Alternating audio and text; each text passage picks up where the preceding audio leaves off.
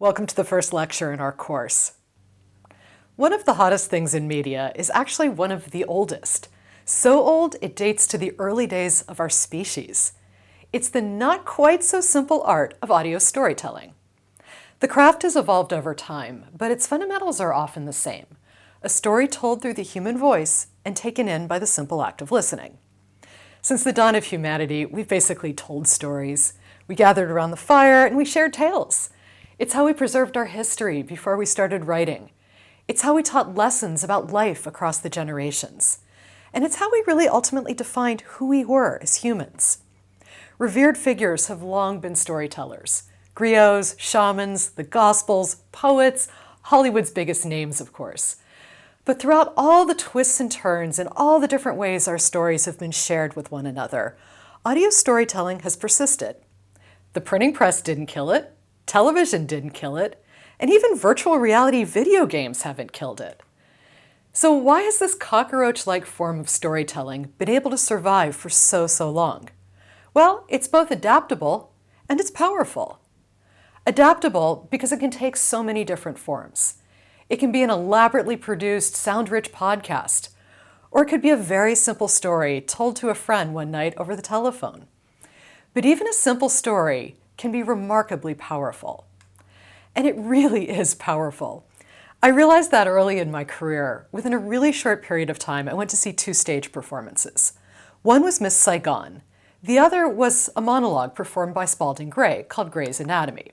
Miss Saigon was truly a spectacle in all senses of that word. A helicopter at one point even descends from above the stage. Gray's Anatomy, meanwhile, was a guy sitting at a table. Okay, the table had a lamp on it, but still. A few months later, I realized I recalled really not much about Miss Saigon, but I had really rich memories of Gray's Anatomy. Because instead of watching a spectacle unfold around me like it did in Miss Saigon, with Spalding Gray's monologue, he was just telling a story, and I did the work of imagining the scenes, the action, and the feelings. And at its core, that performance by Spalding Gray was kind of just an audio story. See, a story told through sound and a human voice really does almost have this power to take you anywhere, to all sorts of places, to different moments in history, and into the lives of all kinds of humans from all sorts of experiences.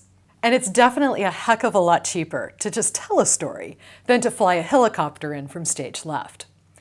And at a time of growing financial pressures on media companies, there really is this growing realization that audio storytelling packs a real bang for the buck. And it is a powerful form of storytelling because it's so good at giving us humans what we're yearning for from the media. In between jobs in public radio, I spent a bit of time in academia road testing a media theory called uses and gratifications as a way to explain internet usage, because the internet was new at the time. And as somebody who spent my career making media rather than studying media, I find the focus of uses and gratification helpful because it's really about understanding why it is that people are going to certain media forms to satisfy certain needs, and I found that helpful in my work creating content. At the risk of greatly oversimplifying the uses and gratification theory, we basically turn to media for a combination of 3 main reasons: to be informed, to be entertained, and to connect with other people. A good audio storyteller feels like a friend or a companion who's telling you about something you're interested in, often in a compelling and entertaining way. And this is a big part of audio storytelling's enduring power.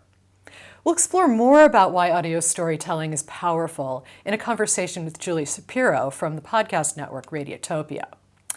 Now, audio may have endured because it is so powerful, but that doesn't explain fully why audio is such a big deal right now. That's the question we'll dive into in the next lecture this week.